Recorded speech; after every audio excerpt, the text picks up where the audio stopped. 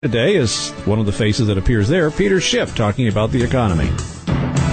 Well, Washington seems hopeful. Next week we will have a new president and a new administration. People are hopeful. A new stimulus package is going to bring us out of this economic mess. Joining us on the program is Peter Schiff from Euro Pacific Capital. Peter, why don't we begin with the stimulus program, because it looks to me like one giant pork program.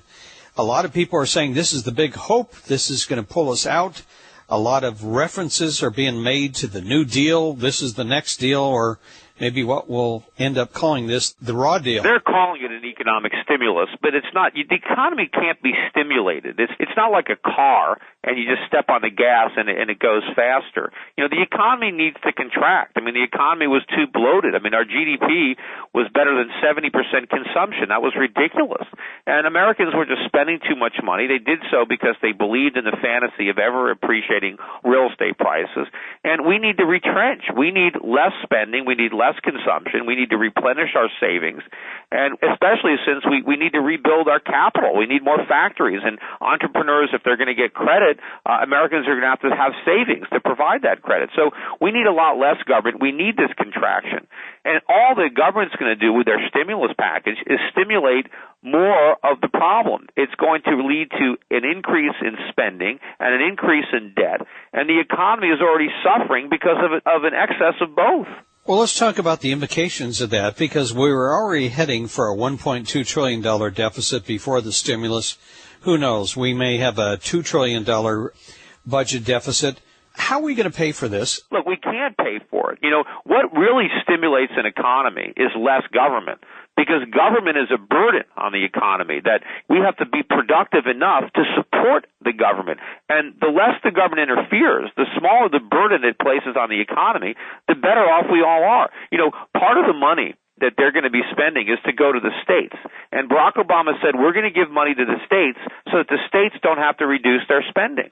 Well, we want the states to reduce their spending. The states are spending too much. The states are bloated. They need to make cuts. The last thing we want to do is interfere with that process. And we want the government to get smaller. I mean, that's what has to happen. And we need individuals to act responsibly. If we simply borrow a bunch of money from the Chinese and the Japanese and the Saudis, we're just digging ourselves into a deeper hole.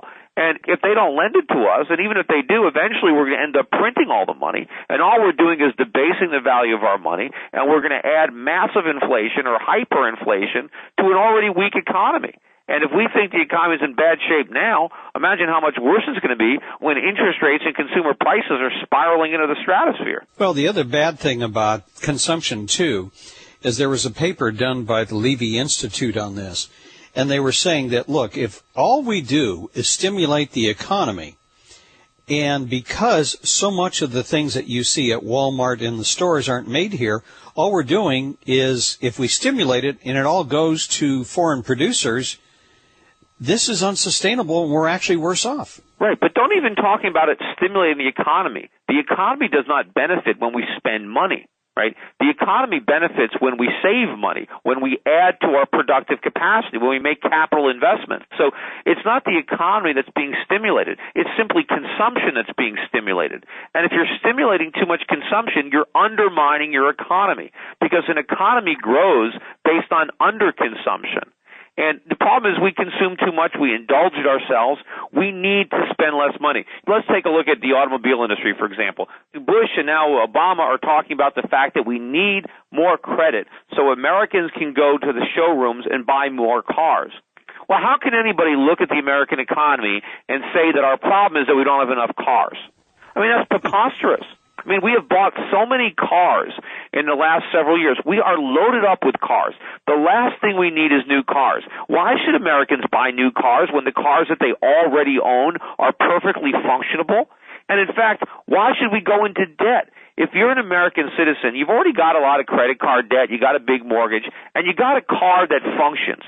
Why should you go deeper into debt to buy a new one? I mean, if you don't have a lot of debt and you have a lot of money in the bank and you want to buy a new car because you can actually afford it, fine. But if you can't afford it, should the government be subsidizing you to go into debt to buy a new car? No. We need to make cars. We need to export them to people in other parts of the world that don't have cars that can actually afford them. What about the also concept, if you take a look at what they're trying to do, these bailouts, and you know that the way that you make housing affordable is if we overbuilt, you allow the prices to fall.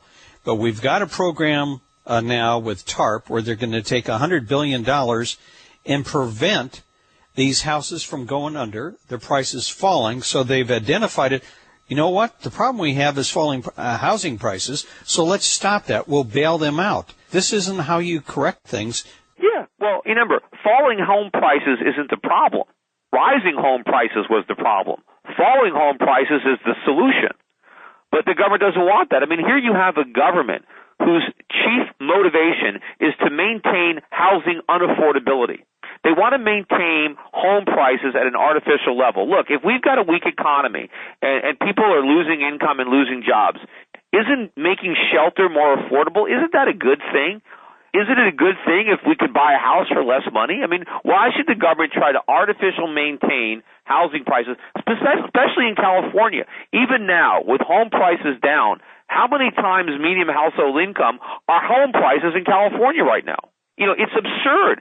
California real estate prices should come down dramatically, and it's actually finally happening. Why should the government try to put a barrier to try to prevent the free market from functioning? All they're going to do is create a surplus of houses, which is what they've done. And, of course, when you maintain houses at artificially high prices, nobody is going to want to lend anybody money to overpay for a house because it means they're not going to get their money back when they stop making their payments, which means we're going to make the entire mortgage market a function of the government. We're going to socialize the entire housing industry, and all mortgages are going to originate from the government. This is absurd. Well, you know, it's amazing. Who was it? Santayana said that those who fail to learn from history are doomed to repeat it, and here we are.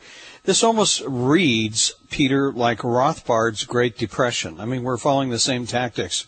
Yeah, well, because they're going to create another Great Depression. Remember, the solution to the problems now, what Barack Obama wants to do is dramatically increase government's role in the economy. We want the government targeting the industries for success and those for failure. We want the government picking which companies get bailouts and which companies don't. They're basically taking control over the resources of this country, over the distribution of wealth, and over the factors of production. And if you look at Barack Obama's speech, what did he talk about where wealth comes from? He said, we need to make sure that the wealth goes to the workers who create the wealth. Well, that's right out of Karl Marx. You know, it's not workers who create wealth. It's the entrepreneurs who employ them. But we've got somebody in there that really doesn't believe in capitalism, that doesn't believe in the free markets, that thinks he and his intellectual buddies can go to Washington, D.C. and micromanage the economy more efficiently than market forces. That's the bottom line. That's who we've got going there. And if we think that we're going to erect this gigantic federal government that's going to creep its way into every aspect of the economy, that somehow that's going to produce meaningful economic growth, that we're all going to be better off because we adopt the principles of Marx and abandon the principles of Adam Smith, that's nonsense. Under these circumstances, and given that we're doomed to repeat history, where would you be putting money? Anywhere but here.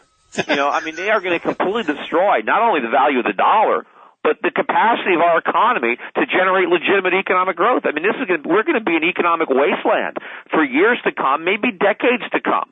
I mean, things are going to get so much worse, and I can already see what's going to happen. You see, Barack Obama is going to say, you know what? I told you it was going to get really bad, and you know why it's so bad? Because Bush and his free market capitalists screwed it up so badly that even though we had all these stimulus and rescue packages, that it still wasn't enough. And the reason the economy is still so much worse now is because we didn't do enough.